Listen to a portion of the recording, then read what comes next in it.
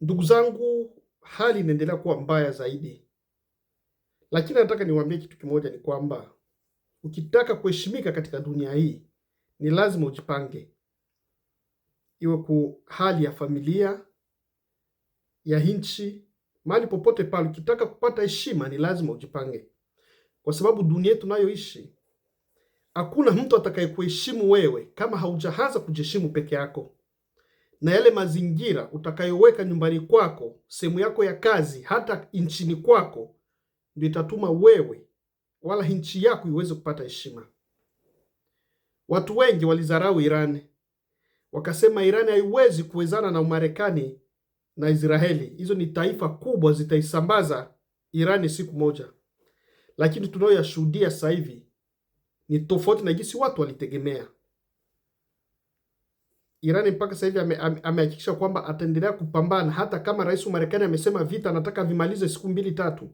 Iran amesema kwamba Umarekani ilianza vita, lakini watakayo vimaliza vita ni wenyewe Irani na sio Marekani. Na wanaoathirika ni raia wala dunia mzima, kwa sababu watu wengi wamekuja kugundua kwamba dunia inategemeana, yani kila sehemu inategemea sehemu nyingine. Ulaya maisha yamekuwa ghali sana sasa hivi, Afrika hivyo hivyo, hata Umarekani maandamano, sehemu zote watu wanafanya maandamano. Kwa nini mmeruhusu Israeli na Umarekani wavamie Irani? Haya tunayoyapitia hatutayaweza. Na Irani inawaambia kwamba iko tayari kuangamia, lakini itaacha historia safari hii. Hayo ndio yanayotokea katika dunia sasa hivi, tunayashuhudia wote. Ni lazima tujue kwamba ukitaka kuheshimika ni lazima ujiandae. Nchi zetu za Afrika kama ziheshimiki ni kwa sababu nini? Tunashindwa kujiandaa. Kama ni mali tunazo nyingi tu, Mungu ametuzawadia kila kitu, lakini tunashindwa kujipanga ili tuweze kuvitumia vile vitu Mungu alivyotupa na viweze kutupa heshima. Ndio maana unagundua hakuna mtu wala taifa yote lile linaloheshimu watu wa Afrika kwa haya mataifa mengine. Waweza ukawa msomi kutoka Afrika, lakini unapokuja katika nchi za wenzetu huko wanakuona mtu wa kawaida tu. Fikiria mtu atoke China kuja Afrika, na jinsi China ilivyo, kila mtu atamheshimu. Mzungu ambao tunaishi nao hapa ni watu wa kawaida wengi sana, lakini anapotoka huko akija Afrika, kila mtu anamuona labda ni mtu wa samani na ana uwezo. Kwa sababu nini? Nchi aliyotoka imejenga mazingira ya kuheshimika. Na muda ndio huu.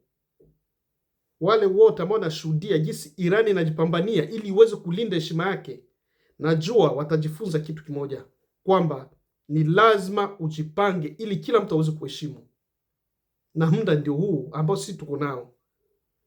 Kama watu kipindi cha ukoloni, wakoloni walikuja walizarau watu, walitesa watu, lakini kipindi hiki ulimwengu umebadilika.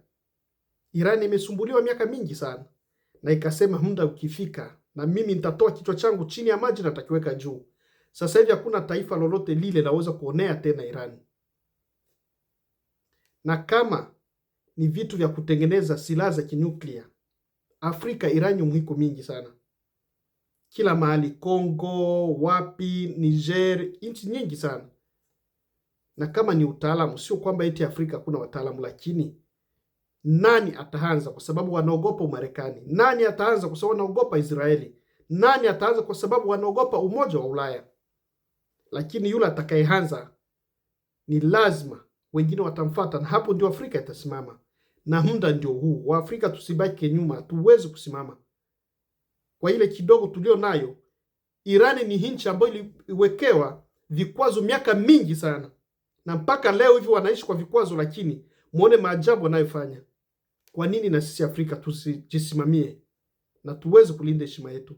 Na matumaini kwamba unapopata video igawa na watu wengine, kwamba muda umefika wa Afrika kuweza kusimama na tuweze kujitegemea na tuweze kupiga hatua mbele. Asante sana.